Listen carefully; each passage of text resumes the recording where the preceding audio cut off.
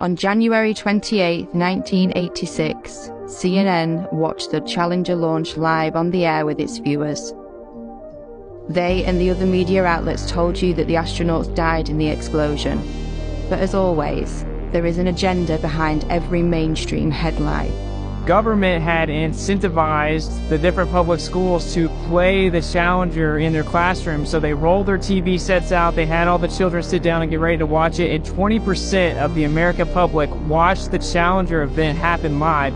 And within 1 hour, 80% of Americans had seen the Challenger tragedy happen. So just like with 9/11, they have everyone see this traumatic event, and then we're all in unison that we're traumatized. The 7 NASA astronauts supposedly killed in the 1986 Challenger disaster did not die in the explosion and are quietly living out their lives in the US, with many of them hiding in plain sight, using their same names and working at high levels in the same fields they worked in before the disaster, according to explosive evidence uncovered by investigators. We've located 6 out of 7 of them.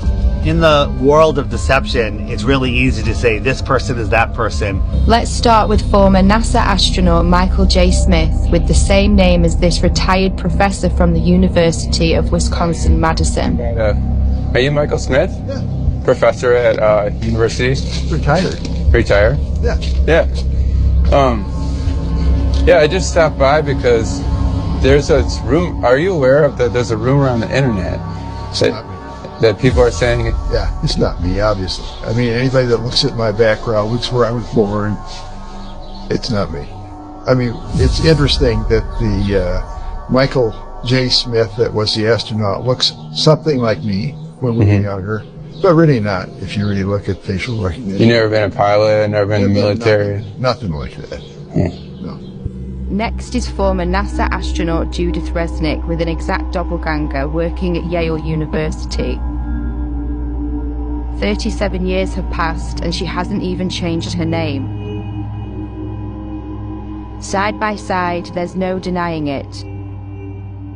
So statistically speaking, the odds that almost everyone on the Challenger have exact lookalikes with exact names still existing is kind of laughable, honestly. Exact doppelgangers existing in the world with the same names, and when confronted, they get very nervous and their stories begin to conflict and they have the same mannerisms.